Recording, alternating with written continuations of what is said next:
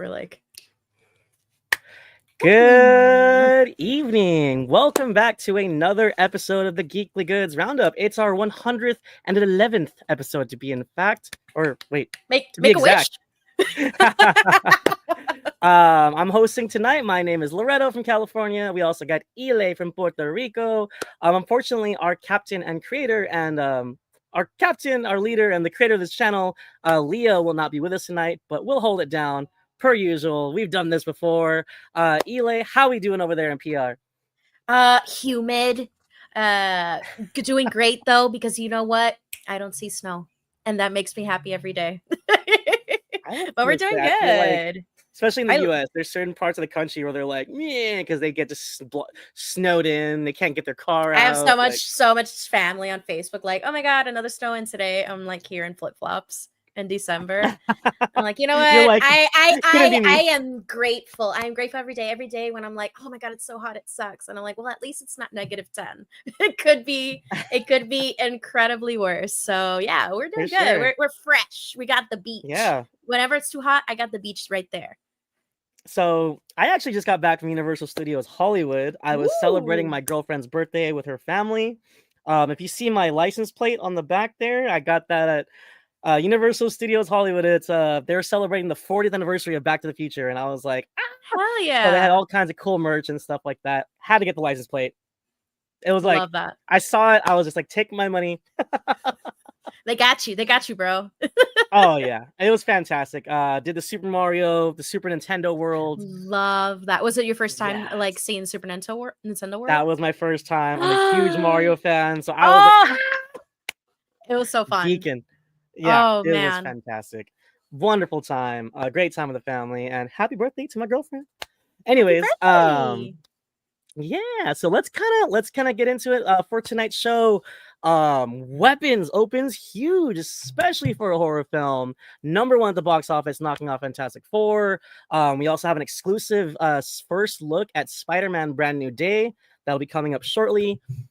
Disney and Gina Carano are friends now. I don't know what's going on, guys. And to close out the night, we will be talking about a reboot of Rambo, starring a very unlikely lead. But without further ado, let's jump into the box office pulse. If you're new to the show, or if you've never been here before, or you're just joining us, we always kick off the roundup with a check of the box office pulse. Like I said, Weapons has a massive debut, #1 with 43.5 mil, and that's just domestic. Worldwide, they hit 70 million on a budget of 38. And we've been saying this ad nauseum, guys. Marvel, whatever, A24, y'all need to like trim your budgets, keep it low. You'll reap the benefits, because look at the horror genre especially. They're making these movies for between $20 and $40 million, and they're doubling up quick. It's amazing. So hats off to Zach Kreger. Well, we're gonna be getting into it in just a second. Amazing film. If you guys haven't seen it, go check out Weapons. I actually got this at the screening. Freakier Friday also opened pretty strong, with debuting at #2 with 28.6 million. The budget on that's super low, so Disney will be licking their chops at that one. It's probably going to hold out pretty well for the summer. The Fantastic Four's First Steps drops to #3 with just 15.8 mil. They're hovering around 300 globally, or I think they're getting close to it.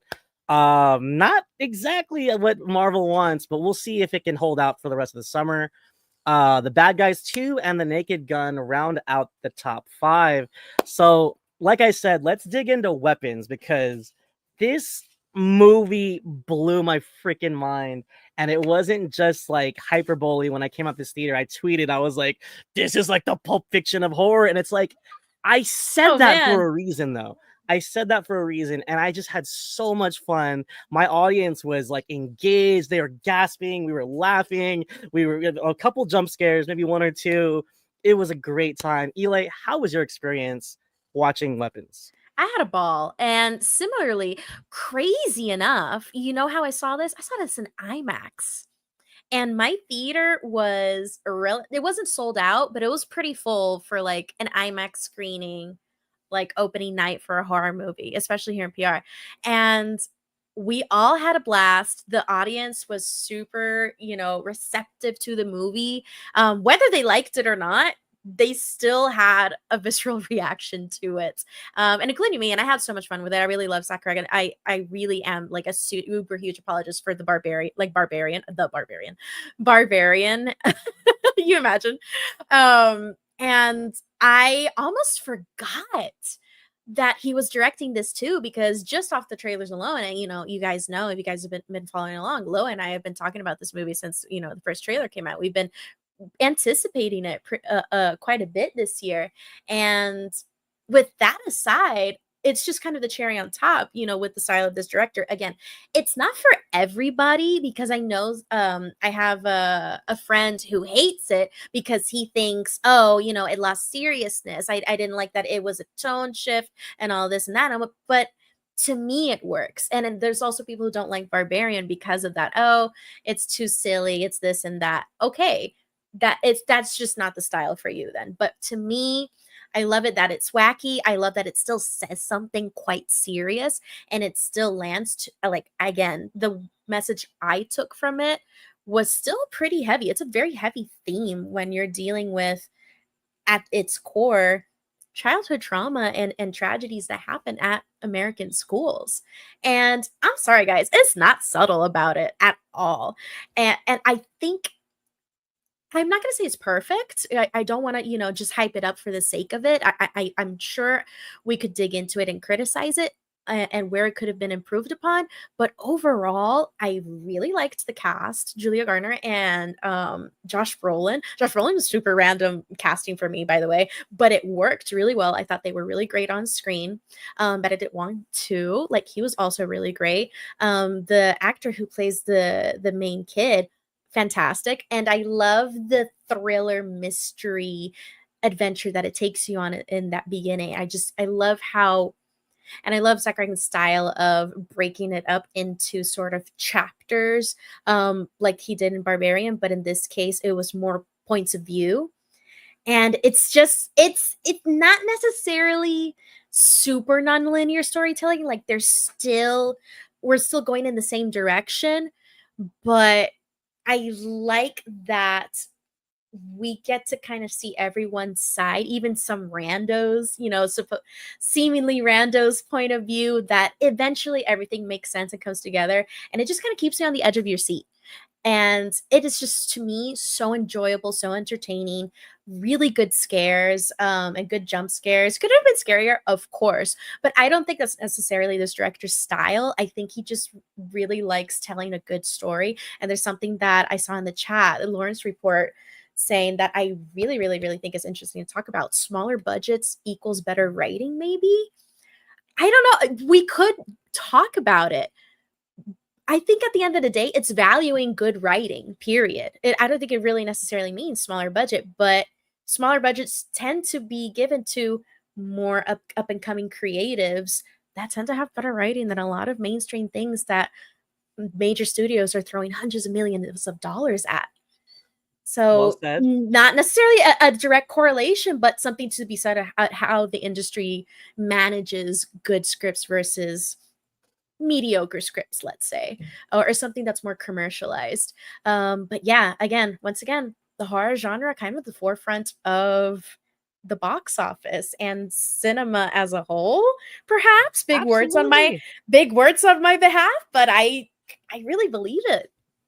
I'll be honest, like, my top 2 films of the year are horror films. My number 1 favorite film is 28 Years Later, and right behind it is Sinners. So it just says something about this genre that provides filmmakers, like you said, to really give us fresh perspectives and fresh takes, but also implement, like, outside, influence in a really creative way. For example, this movie actually tackles a couple things. Like, we have a perspective of a cop, and it's interesting because it's like, it doesn't necessarily demonize him I mean, and there's certain things he does that are stupid, but it also kind of shows his perspective of how, like, I'm trying not to get in trouble here.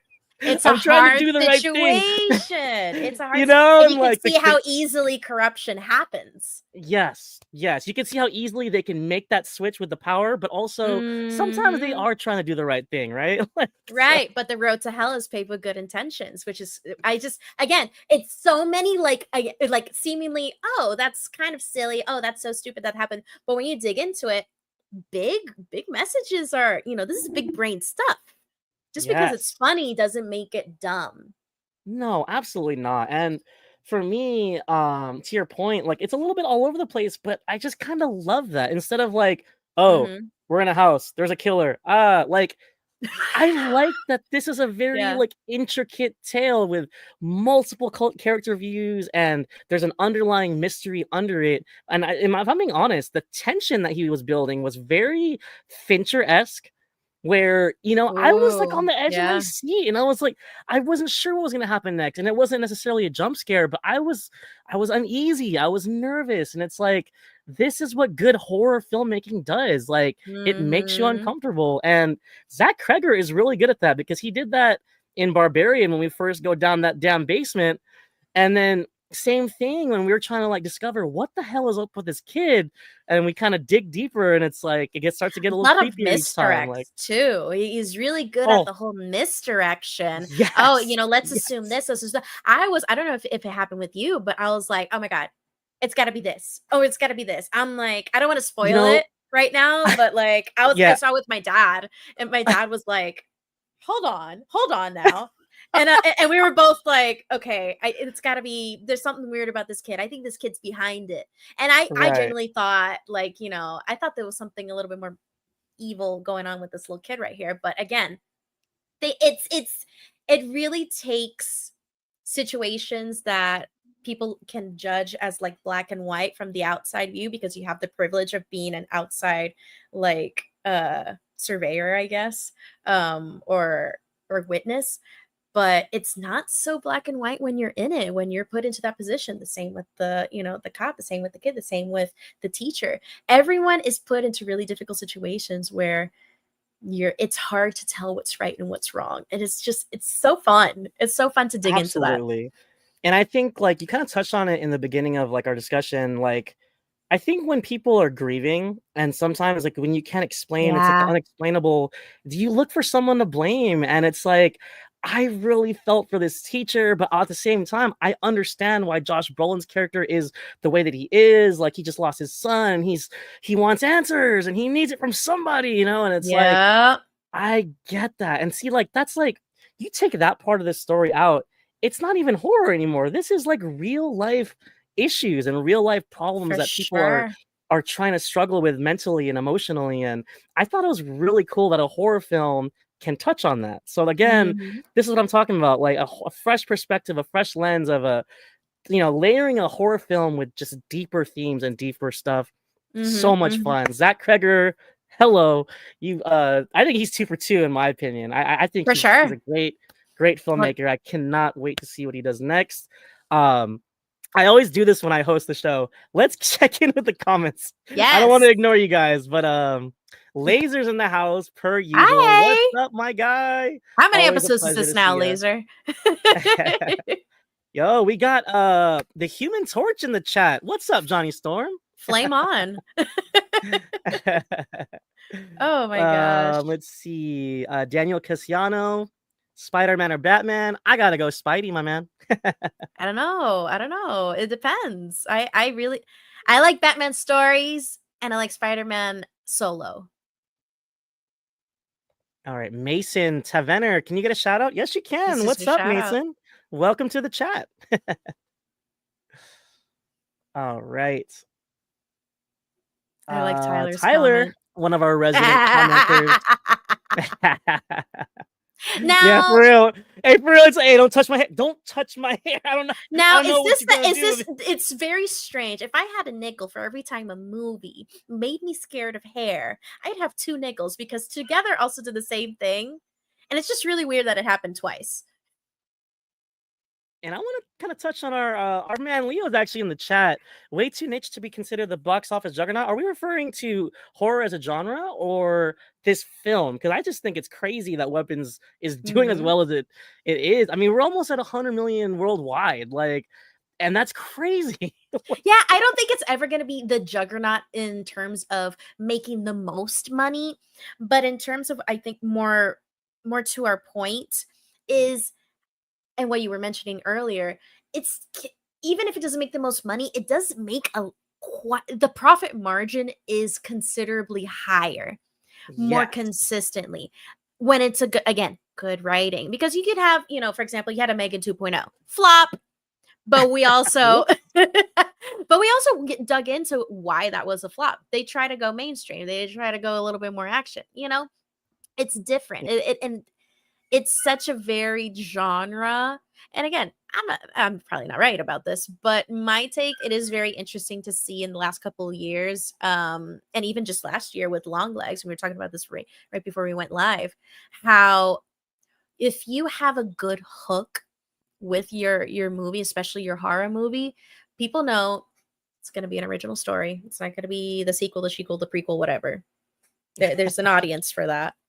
Right. And you know that people are going to show up out of morbid curiosity at minimum. At minimum. If you show too much in your trailers, no one's going to care. But if you have, I Right. think the Long Legs, 28 Years Later, Weapons, even Nope had a really good trailer. And there's sometimes where I thought in Nope in particular, I was like, oh man, they're showing too much. I don't want to see any more. And it turns out they didn't.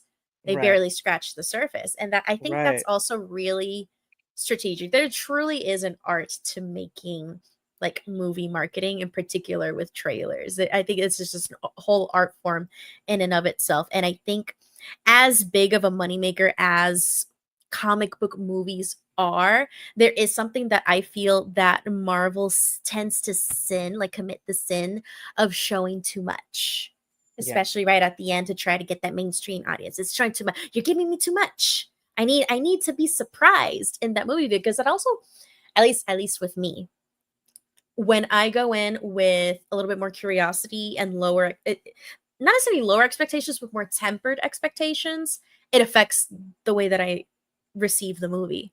If I've already seen so much and it doesn't surprise me, or if it feels predictable, I'm not going to enjoy maybe the movie as much. But if I blind myself and go, I'm going to go in 100% blind, I'm surprised, I'm going to have a better time. And it's happened to me with a million and one movies.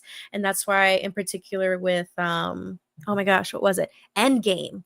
I avoided Endgame's TV spots like the plague. Like the plague, Loretto. And I had a fantastic time. And the same thing with the Star Wars movies. It's just something that I think it really is an interesting topic to dig into, but we're You just know what's kind of going ironic off though? the Like, roll here. not to completely derail your argument, but I've Endgame already was derailed. actually very well marketed. It didn't show that much, so It's true. 100%. yeah, yeah. But also, hats off. On this channel we dump on WB a lot, but I guess like what's that saying? Like a broken clock is right twice, two Twice times a day, or whatever like that. yeah. Like, yo, WB is distributed weapons. They have a winner with this one, and thank you for the shirt. They also I gave like out it. the orange lemon peel. I saw that, the vegetable Yeah, peeler. That's messed up. they That's messed up, dude. they were just giving these out at my screening, and I was like, this is great. And then if you watch the movie, you'll understand the reference. But Mhm. well done, well done. Sometimes they get it right? And like to your point, the trailers for weapons were so vague, and I think it really makes people want to just wonder what the hell is going on here, because they really don't show anything. At least when you compare the film to what you got in the trailer, it's all there in the film. That's what I love to see. So And with this, maybe we can move on, but what I just thought of, and maybe what Zach Creggan does so successfully, is his story hooks feel like a Goosebumps story. Hear me out. It's just kooky and specific enough to hook you in and just be like, okay, I feel like I'm gonna sit down and they're gonna, just very classic. I'm gonna tell a scary story by the campfire. That's what this feels like. One day right, the kids disappeared at 2:17 a.m. and they never came back. right, Immediate one sentence hook. That's like a creepy pasta intro. right, right. There's something nostalgic in the way that he starts a story. Barbarian. She checked into an Airbnb and weird shit happens. Okay, tell me more. You know, again, it's just interesting but kooky enough to for me to Yeah. like, Her okay. her Well, Airbnb so happens to have a basement. Where does it lead? We do exactly. not know. And she checks into an Airbnb and there's somebody already there. Ooh. And it's the guy who played the clown in those other movies. You know, again, kooky, weird, but again, the morbid curiosity of the fellow moviegoer, they're gonna fall. We're gonna fall for it. I'm a sucker. Take Right. me, take me. You know, but I think this is just something that Warner Brothers should invest in terms of like their directors. I think they hit the nail with James Gunn with the DCU so far. Superman has been an incredible hit, and again, we talked about it.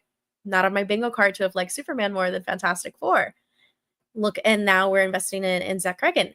His first week and his next movie should be, I don't know, give him $10 more million. See what he does with it. Well, you know what's Another kooky interesting little is story. he actually finished the script for a original Resident Evil story, Oh, and he yeah, I says saw it that promises to headline. be. Yeah, it says he promises it to be fun and interesting, not kind of like he doesn't want it to have anything to do with like any of the characters from the video games. It's kind of like its own thing, but it's within the Resident Evil universe. So we'll see what he Cool. does with it. That's gonna be fun. I mean, I Yeah, really liked I mean, from the trailers, I thought it was gonna be like a zombie twist with that chase scene at the right, gas station. So I think he could do right. it. Yeah, I think honestly, I'm on board. After these two films, I just can't wait to see what he does next. But before we depart from the box office, I'd be remiss if we didn't talk a little bit Freakier Friday. Did you get a chance to see it? I didn't catch it because I was like, I have my budget for one movie this weekend, and it's gonna be one. So I had to choose. But maybe I'll catch it Okay. this week on a budget, a little because like the first showing is like got like a discount on it. So maybe I'll get a discount screening on it. But I am curious. I am So this curious is to see. funny, right? So Disney barely marketed this film. Thank you, Laser, for that information. I actually agree. I didn't really see a lot of Freakier Friday spots. I didn't see a lot of TV spots, or at least any Mhm. like ads on the They road. more on But social media. I saw a lot of yeah. ads on my social media, actually, Oh, okay. weirdly Well, there you enough. go. But what's interesting though is, 28.6 mil to debut is not nothing to shake a stick at. Plus, with a Mhm. low budget, they'll probably make their money back. But also, I just forget people love that first movie. So I'm not sure Guilty. if Leo is still in the chat. Let us know what you thought of it. But anybody else, guys, yes, you guys as well. If you have seen it, let us know what you think. But people love Freaky Friday. Like it's fun for me. I'm not like a diehard Freaky Friday fan, but I mean, me neither, but it was, to me, like, like, Freaky Friday, Parent Trap, freaking 13 Going on 30, like, these movies to me, for my upbringing, the pinnacle of Y2K, like, cinema. Like, Freaky Friday to me is, like, the quintessential 2000s, like, teenage comedy film, and I've seen it a million and one times, and there's just something so funny about it. I think with the dynamic between Lindsay Lohan and Jamie Lee Curtis that I think it's just really endearing to people. right, And this was just right before Mean Girls happened, which is another again quintessential Y2K comedy. right. I Um, love Mean Girls. really, really surprised to see how this is pulled in the tugged on the nostalgia strings because sometimes people are like, I'll see it. Wow, nostalgia, but we don't always show out for the nostalgia anymore. You know what I mean? Right. It's a little hit and miss, but at the same time, I think more often than not, especially in the past couple years, obviously Top Gun Maverick, Lilo and you know, Stitch, yeah, the remakes, How to Train Your Dragon, like so I think for there's certain sure. things that just stick with people, and I think I'm surprised Freaky Friday apparently has a special place in people's hearts still. Yeah. I think it's also fun that they try to up the ante instead of one switch. They're like, well, now it's two body switches. Yeah, yeah, and like I said, I haven't seen it yet, but from the trailer, I kind of caught the nostalgia bug, and I was like, oh, this looks fun. And I'll be honest, the gimmick is gimmicking, but it's kind of fun. Like it's like the granddaughter is now the grandma, and it's like Hmm. it's a Just crazy swap hijinks. on that. It's a Yeah, gimmick and hijinks ensue. Doesn't take itself too seriously. Yeah, Is it gonna be good? absolutely. I don't know. Right, right, and I'm sure, when we'll probably talk about it with Leo next week, but, Yeah. I'm curious to hear what you think about it as well. Um, because this was Tyler said it's better than the $0 is gonna make on streaming. Oh, I That's didn't know that. crazy. That's No, cool. I didn't know the that. power of the box office. I guess people also wanted to see something right before school starts. Yeah. And That's also, kinda fun. it goes to show Disney, I feel like, is kinda short-sighted with their Disney Plus stuff because this is twice now. Moana 2, this film, it's Mhm. like, you can kinda make a little cash if you don't just throw it on Disney Plus. Yeah, it's just kind of strange. Again, I could correct me if I'm wrong, but it is really interesting to see how Disney keeps trying to make Disney Plus like their passive income, so to speak. Like they just want it to be like this passive money maker instead of taking risks. Because releasing something in a movie theater is always going to be a gamble. You're going to Vegas doing that. But look at the cash. That's almost $30 million in one weekend alone Yeah, that and the you budget, I believe, definitely was were like not gonna make on Disney Plus. yeah, the budget was like 40-ish million, something like that, so it's almost double its budget already. Crazy. And I think that's not including worldwide, so the appeal of Disney Plus, I think, should be a little bit more television and seeing movies that you maybe didn't want to catch in the movie theater, and you're like, in 2 3 months I can watch it on Disney Plus. right. Not the other way around, like, "Oh, I have to watch this on Disney Plus," Maybe, right? Like yeah. I don't think anyone's really ever said that. I have to watch this on Disney Plus. alright, so our captain is telling us they're in the red in terms of streaming. They are not trying to release Damn. anything, film related on D+, plus, and they shouldn't, they shouldn't. No, I mean, at the end of the day, it is a really kind of broken business model. Yeah, and I think It's on something this they need we to touched upon this reinvent. sometime late last year. We were talking about, like, the future of, like, Netflix and stuff, and I Look think at it Hulu. only goes so far, right? Like Hulu's oh, about look to at go Hulu. on a greener pasture and merge into Disney Plus. And now I'm gonna have Yeah. to watch, my swearing vampires and What We Do in the Shadows right next to, Percy Jackson. And it doesn't feel right to me. They Right. No, shouldn't it be doesn't. there. It doesn't, and then we're gonna have, like, the bear mixed in with, you Uh-huh. know all of our Marvel and Star Cousin, Wars. It's just right there, exactly next to like New Hope. Well, maybe it's that's gonna be appropriate. weird. But I with don't know. that It's being odd. said, let's talk about a movie that won't be on Disney Plus. Spider-Man: Brand New Day. Marvel has released an exclusive day one set video from the production of Spider-Man 4. If you guys are keeping count, we had our trilogy with Homecoming, Far From Home, and No Way Home. Now we have Brand New Day. We have a brand new Spider-Man. Nobody knows who he is. He's back to being on the streets, and I just think this is so cool. And before I show it, because I'm about to, Eli, have you watched this yet? I think I have. Well, I've seen a set video, but I don't know if I'm gonna see the same one. But if it's the practical thing, then yes. And I'm very Okay, well, excited about it. also there's a little bit more like production quality to this one, and there's like a Okay. voiceover. And honestly, Oh, okay, then I haven't seen it. Let's watch it. I'll just say, I'm gonna show it to you guys real quick. I just think this is so cool, and I Roll the love, clip. love, love Marvel did this. So let's take a quick peek at the production of Brand New Day. Hmm?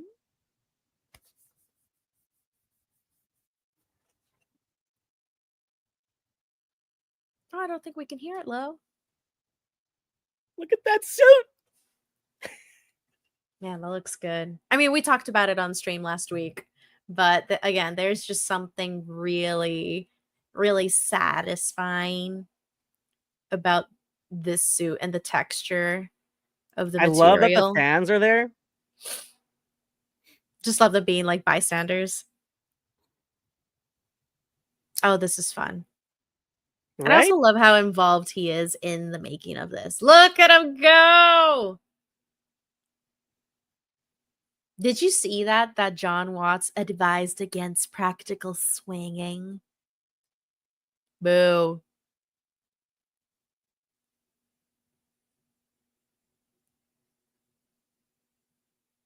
That's really fun. Oh, sorry. this is a different video that I chose for that. I didn't use the Twitter stream, but what do you think? Isn't this awesome? I love it. You love to see the practical sets, and I mean it's only day one, but I really like the direction this is going. I jumped out of my seat when I was watching this. What do you think, Eli? I think it's fantastic. I think again, the practicality. We're not only grounding the character in terms of the story. Again, we've talked about it, how it's going to be more grounded and it's going to be more street level, but we're also grounding it practically, like in terms of the filmmaking itself. We're using natural lighting. We're not on a soundstage. We're doing more practical effects, including the swinging. Everything is just kind of a return to form. Um, and I really they're really setting my expectations high with this. I'm not gonna lie. So they better not disappoint. I am very, very excited for this. I think he's such a good character. He's a good actor to play the role. Um, yeah. And I also love that we're using this beautiful like natural lighting. Like look at this golden hour, just BS going on.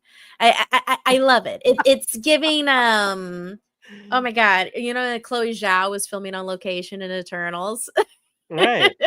It's giving No, that. I like that. and There's something nice about it. to be honest, and look, I don't want to be like kind of digging into the nostalgia bug again, like because I mean, Mhm. obviously, people adore previous Spider-Mans, as Mhm. No Way Home made $1 billion, but it's kind of giving Raimi a little bit. It's For giving sure. A lot Spider-Man of it.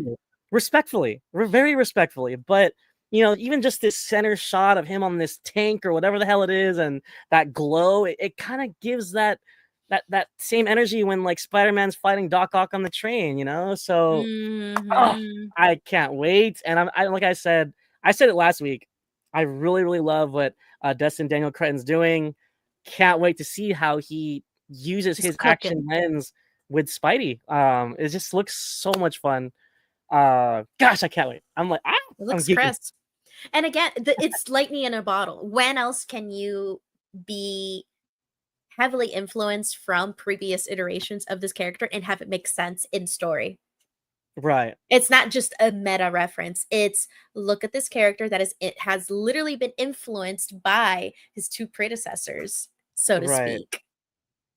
It And it's just it's kind of the perfect combination that is kind of really rare to see. I hate that people like kind of like simplify it and it's nostalgia bait. It's like, no, this is actually really cool. Like it's really cool that Toby and Andrew It's Garfield and Tom Holland can hang out and hug and exactly. then make jokes like about their differences and the villains they fought. Like that's cool. Like I don't know. Mhm. I don't see why people like there's certain people that just hate on it. And it's like you said, we've never been able to do this before. We've never had Michael Keaton talk to Ben Affleck. Mm. You know what I mean? We've never Mhm. had Michael Keaton talk to Yeah. George Clooney, So I think it's Mhm. just so interesting that you can have that perspective. And like you said, it's influenced our hero. It's influencing our hero on their new journey. And I just think that is just it's unprecedented and it's so cool. Yeah, it's just a really fun playground to be in, and you can tell, and it works because I do see and I agree sometimes. Oh, the commercial nostalgia bait just to make churn something out and make it a cash grab. I totally see that totally happens, but this is one of those things that I think is just made with so much tender love and care that it shows. And who doesn't love Yes. to see something that has so much love put into it? And really quick, this is an interesting thought from Johnny Storm, the Human Torch. He hopes that Spider-Man is in Doomsday, but he thinks that we might have to wait until Secret Wars. And I hate to Mhm. admit it, but I think with See. Brand New Day and Doomsday filming simultaneously, I think that might be the case. Maybe he gets a cameo or a post credit. But yeah, I think he's right here. I don't think we see Spider-Man in Doomsday. Interesting. That would be a huge, like that would be very intriguing though. That would be bold on their part. I like that idea. Again, I've gotten to the point where I like it when the movies are mean to me. It's weird. Like, don't give me what I want. Be interesting about it. Be clever. Be hard to get. Make Right. me work for it and do it right. I totally love when movies do You know that. what would be fun? I mean, I don't know how they could present it in Doomsday, but it'd be fun if there was a moment similar to like how like Cap and Black Widow are talking at the table, and then they like the monitor pops up and it's like, "Hey, you remember me? It's Ant-Man." And they're like, "What?" Like, I mean, I don't know. everyone forgot him. How the hell is he And it's gonna like, show up in Doomsday? Nobody remembers him. see, that's what I'm saying. Like something It's like that, where they're like, crazy. he's like knocking on the ship or something. It's like a spaceship, and they're like, "Wait, who are you?" And it's like, "I'm There's Peter gonna be Porker." something that is unintentionally going to spark Spider-Man's memory at the end of Doomsday, and it might be Doctor Strange, maybe, or Wong. Maybe one of the Ooh, two. They're see, gonna be working on something else, and they oh, make a spell, and all of a sudden, cliffhanger. I just remembered the kid. Cut, cut to black. oh, There it is. Hollywood, hire us. Hello, good Get writing. Eli on the phone. Or No, if but you like I want to go said, crazy with it, yeah, Spider-Man 2099, the kid on Earth, whatever the hell, and his weird sorcerer friend. He'll right. be the last one standing and remembering Peter Parker. And That's then for it's sure. actually Oscar Isaac. Okay, anyway, It we're is getting ahead of actually. ourselves. Just feels like hanging up the phone now. But yeah, But fun, no, fun like I stuff. said, I think something like that would be really fun, and even if it's just a little tease, because I'll be honest, I think it'll be weird to juggle both productions. It's like maybe they For slide them sure. in, but most of Or Tom Holland's swing him focus is going to in. be on Brand New Day. You know what I mean? Like they're not going to have an extensive sequence for him in Doomsday. At least I don't think. But I mean, in my opinion. But Might be a post credits moment too. I hope he doesn't get relegated to the post credits. I kind of prefer him being kind of like a cool cliffhanger. Kind yeah, of what would happen in, Infinity War. Oh my gosh, the name escapes me. you're like, what's the one with the Good stones? lord, what's the one that everyone got traumatized by? That one, yeah. Best cliffhanger in the MCU, truly. So, what is this? This is day one. I think probably like a few more months of production, but we will be seeing this film next year, if I'm not mistaken.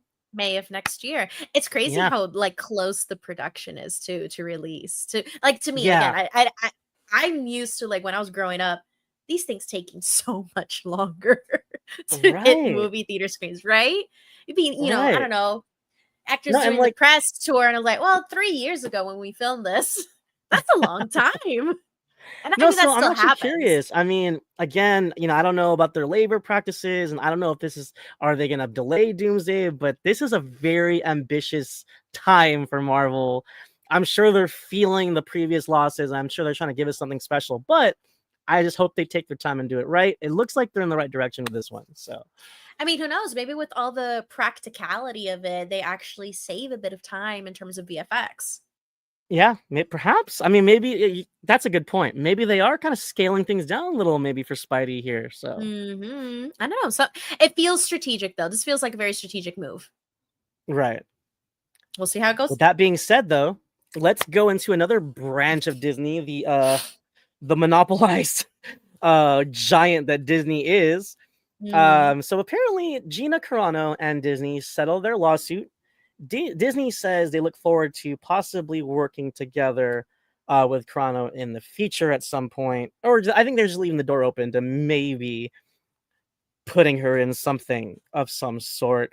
You know, I don't want to get too political, and I don't want to get too like in my feelings about this, but I had to look back, right? I was like, I remember being so upset with her, and I was trying to think like, why was I mad at this person? And then I Googled it, and I remember what she was saying, and she was mouthing off a little bit, and she was saying something like masks are pointless, masks are stupid. She was She's being saying the election was dramatic. rigged.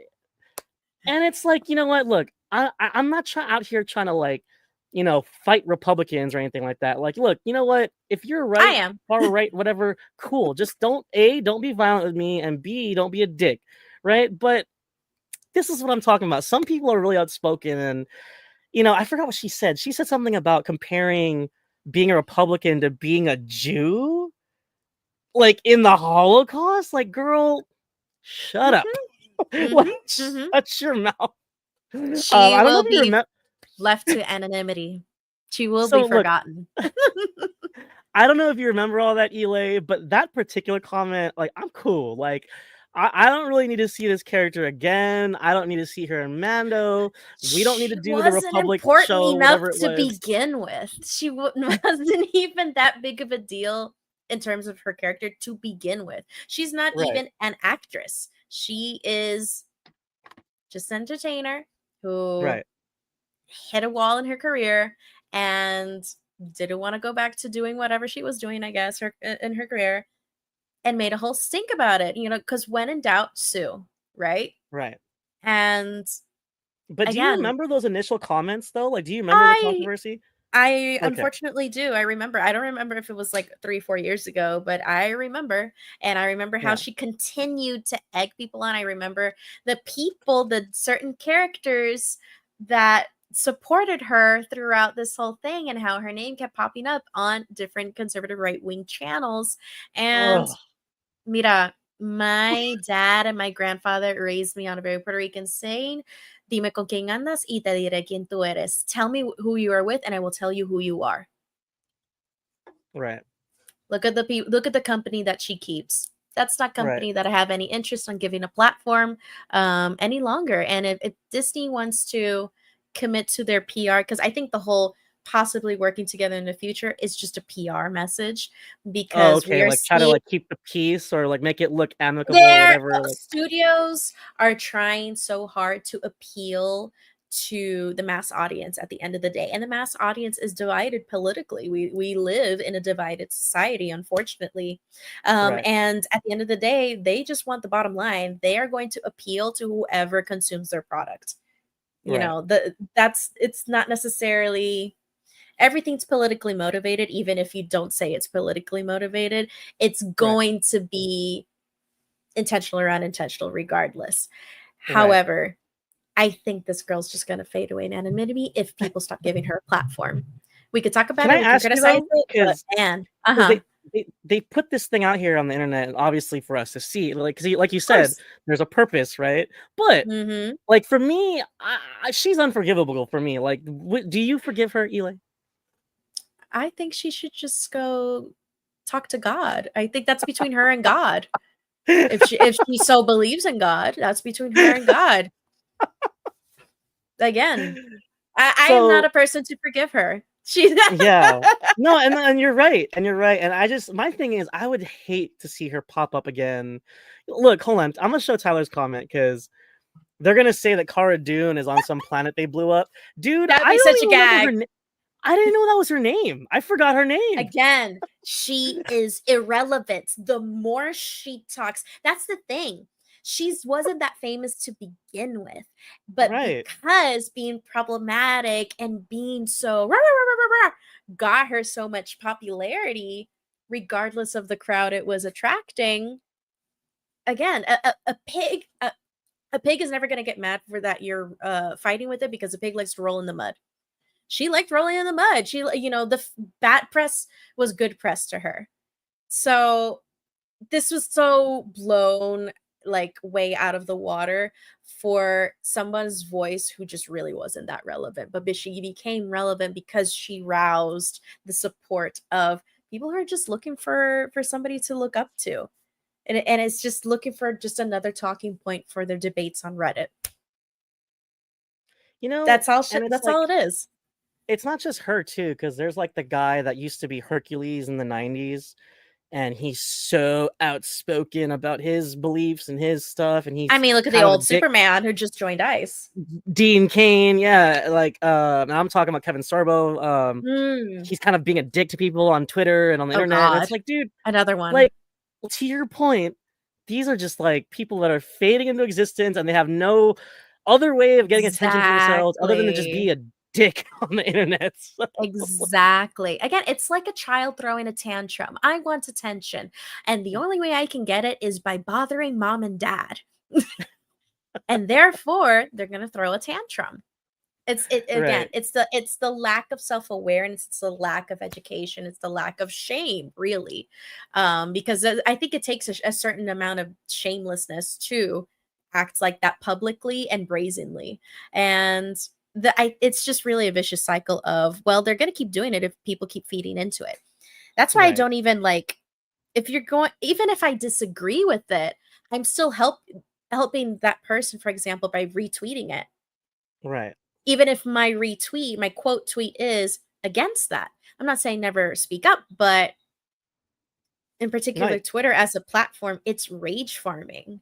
It makes Right. money off And of to your being point, exposure is controversial. exposure, regardless if you're talking trash or saying something Correct. positive about whatever you're posting about. So It's just the unfortunate reality of, if you want to speak out, you have to be careful how you do it. Not necessarily, oh, don't speak out, or choose your words carefully. Not yes, but you also have to be careful of how you do it on social media. Again, are you actually helping that person? Are you platforming them even more, even though you're saying something against them, but you're saying their name?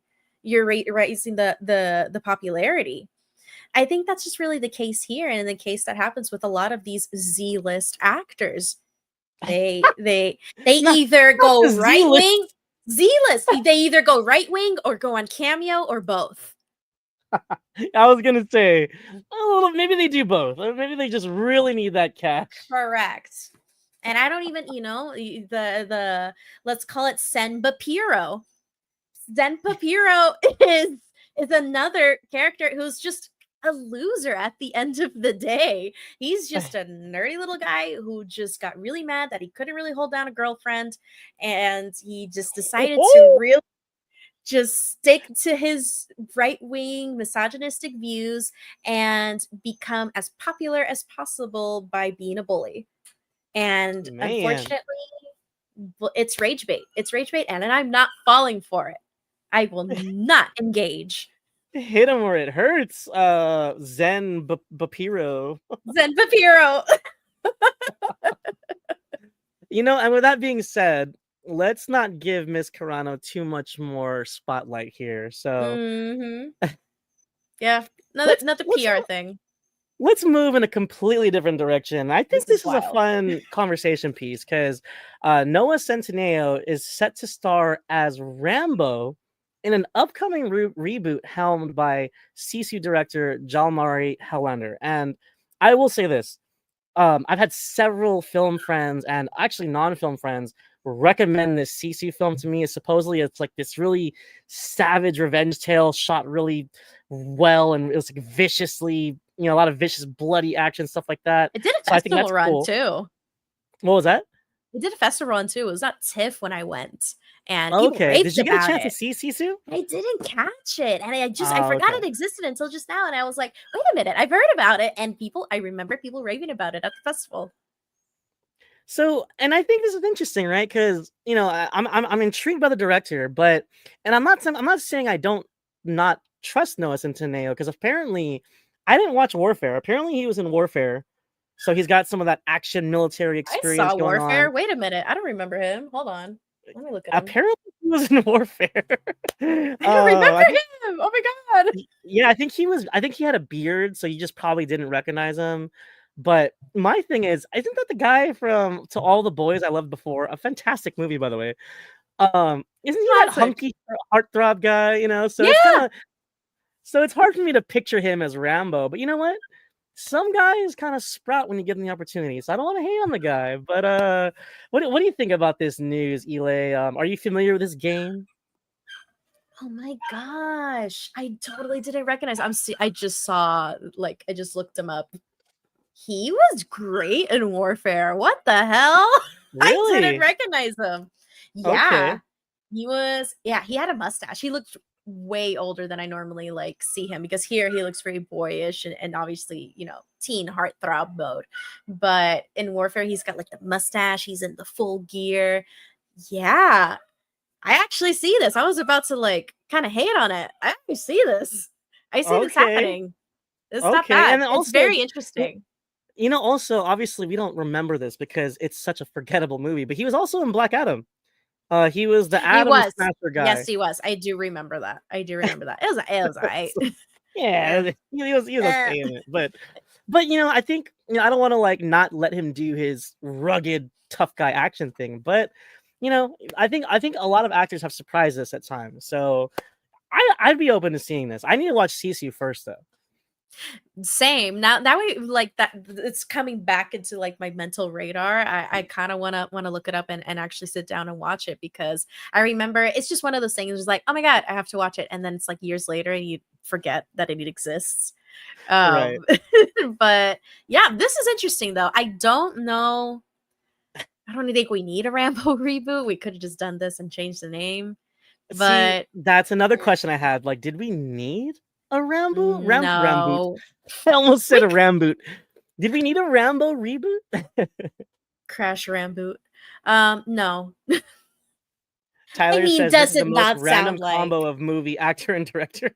this sounds like a Russian roulette done on the studio? What's the next project we should greenlight? Okay, name an 80s movie. Rambo. Name an actor that was famous on Netflix. Noah Centineo. And name a director. Done. Yeah, it's like, hey, what That was was the that process. crazy revenge movie? Yeah, that one's what I Yeah. don't even know the name. You know the one with the Uh-huh. guy and he's You can do any revenge movie and not have to reboot Rambo. Look at John Wick. John right, Wick is a right. revenge Well, movie. apparently I heard Sisu is like the John Wick of like primal, revenge stuff. Because I think it's like, is he a caveman or something, or like a woodsman, or like a No, no, tribal no, no, guy, or no. It's during the last days of World War II, a solitary ah, prospector crosses paths with Nazis on a prospector. Okay. scorched earth retreat in northern Finland. When the soldiers decide to steal his gold, they quickly discover they just tangle with no ordinary miner. Ah, okay. So it is a period piece of sorts, but not that Correct. old. So it's okay. World War II. Okay, I Yeah, gotta yeah, check that yeah, out. yeah, yeah. Yeah, yeah. Again, I heard good things about this, but I don't remember. I think it was just it conflicted with my schedule that weekend. I was only at TIFF for like 3 days, so Yeah. I had to be super super jealous of my time. You know, Interesting. Very what's funny, interesting. and this is why I like talking about this on air. When I first read this article about this movie, I was like, "Huh, this sounds like fun." But then now that you mention it, it's like, "Do we need another Rambo?" Now you got me thinking like, I don't think we need another Rambo. And I'd love to give it the benefit of the doubt simply because of the director. Sure. Um, Again, I haven't seen the movie, but I heard so many good things about it. And it played well at an international like huge festival. So there's some weight to that. I think that's a really cool thing to have on Right. your reputation, on your resume. So that's really, I think, the for me as a viewer, as a moviegoer, the hook. Right. But again, we could have done this and changed the name, but also that nostalgia bait cycle that we were talking about. What's going to bring people to theaters? Right. And see, that's what I feel. That's unfortunately, I feel like that's the problem, right? I feel like Hollywood's like, yes, they Or love not even remakes. that. You know what I What's going to mean? bring people Like, to theaters or what's going to get greenlit? right. This Because is probably you his look, only way to get greenlit. obviously Top Gun Maverick did so well, and then you look at Lilo and Stitch this year. It's like Hollywood's Correct. probably just like, yeah, people love that guy, Rambo, right? For sure, for sure, for sure, for sure. And it's just so funny to me because yes, you have these blockbuster, big studio juggernauts that dominate at the box office, but they're also backed by hundreds of millions of dollars in marketing. They're Right. backed by these incredibly visible and famous actors. So like you already have favors, like the odds in your favor in that sense, but you also have diamonds in the rough like Sinners. Right. Sinners has a big studio behind it, but Sinners didn't have the biggest budget. Sinners is an original story. It's not a reboot of any kind. Right. It has a really beloved director behind it. But Right. could anyone have predicted the global phenomenon that it came out to be? Probably not. Not even I saw it coming. I thought I it was was gonna going to say, I be think Sinners was a kind of a lightning in a bottle thing. I don't know if we'll ever see something like that again. I think that speaks to more to Ryan Coogler than it does Correct. type of studio influence or anything like that. Good writing, man. Good writing at the end of Right? the day. That's what it is. That's the key. Who would have But thought? I think another food for thought before we get out of here, because we are getting close to our time here, but like I think for every like Lilo and Stitch type of success, you have your Lady and the Tramps, or do you remember the reboot of RoboCop? Because I don't. I didn't watch the reboot of RoboCop, and no Didn't offense to need Colin to. Farrell, I didn't even have interest in the reboot of Total Recall. Like I just was so attached to the Schwarzenegger Total Recall. I personally was like, like I wasn't that I interested. actually saw that and it was okay. See, Again, it was the so same thing. I It was think, the same movie. but also it's like there's just a fine line of what you can reboot and what works, and sometimes you just catch the magical story that makes money and pleases the audience. So it's a very For fine sure. line there, right? For sure. For So sure. For sure. Oh man. And to close it out, I know we're running out of time here, but I do want to make an honorable mention. I saw today the set photos. Greta Gerwig's Narnia just started filming. Speaking of yeah, nostalgia bait, I'm actually excited for it. I actually heck think it yeah. might be Well, quite good. I It think just might work. there I there like what is I some see. there are some properties that honestly probably need a reboot, and there's like I'm nothing against the original Narnia films, but I don't remember watching the other ones, the Prince Caspian, They had but I such a remember Lion the Witch and the staggered. Wardrobe. Exactly. Like they started off really strong and they became like such kind of just classics for its time, but after Prince Caspian, who kept watching? They had such a staggered rollout for those adaptations that if you're not consistent with it, same thing with like something like Golden Compass. And Yeah. yeah, make good Terminator 3 for multiple decades. You can't keep throwing spaghetti at a wall. We gotta, it's like, I was talking with a You friend of know, mine. Everything has to have a strategy. We gotta have a plan. How are we gonna execute? the Terminator franchise is a very good example of it just not working. And I love James Cameron, and I love the Terminator of the first two films, but it just you gotta just know when to quit. Yeah, it's honestly, I think James Cameron or just the studio in general has a toxic like relationship with Terminator 3. Like they want like leave him, Linda. Like just dump him. He's not good for you. He's going to break your heart again and steal your money. Exactly. And then Oh man. John Elite, welcome to the show. He says, "Does everything need a Welcome. reboot?" You know Nope. what? No. No, there are some things you don't remake, and unfortunately, we might start getting to a time where nothing's untouchable, but I will die on this hill unless you really got something to say, or unless it's a really good director. Or you're the Sometimes original no. author. Or yeah, or that too, or get In a the more case of Percy Jackson. get a more faithful retelling. But other than that, no. I don't think everything needs a reboot. Absolutely not. I mean, look at the Harry Potter TV series. Why are we doing a reboot? You had one of the most successful film franchises of all time. Right. A wildly successful rollout of 8 movies because the last one was split in 2, I remember. A TV show? What are we doing? Right. No, and I love this by Tyler. Starting her James Cameron Avatar era. Look, man. I like it. She did the indie thing with Lady Bird. She did her Oscar bait with Little Women. She got her box office juggernaut with Barbie. I think she's good. Like, she can do whatever she wants at this point. I mean, 3 movies into her career, so to speak, and Homegirl's done it all. She can do whatever the hell she wants now. Exactly. All that's left is to win an Oscar. She's already got the Oscar noms. She just Right. needs to win it. But it is what it is. We'll see. We'll see how it goes. I like what I'm seeing though. I think it's interesting and I think it just might work.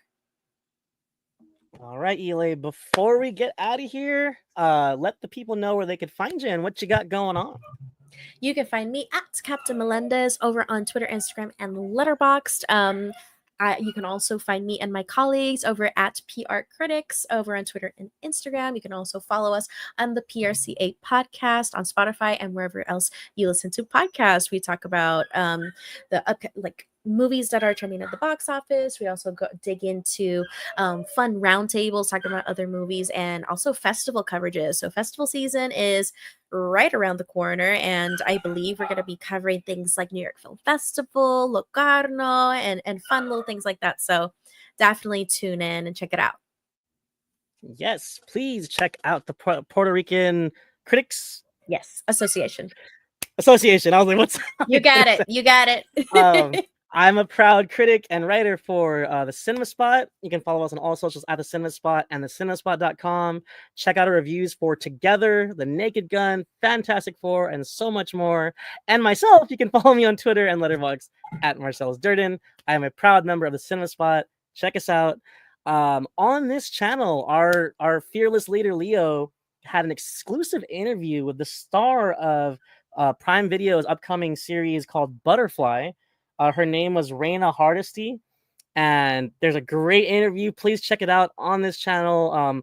You can probably find the link down below. They had a great chat, and it looks pretty cool. Daniel Day Kim is also starring alongside her. Looks like a fun little action series on Prime. Check it out.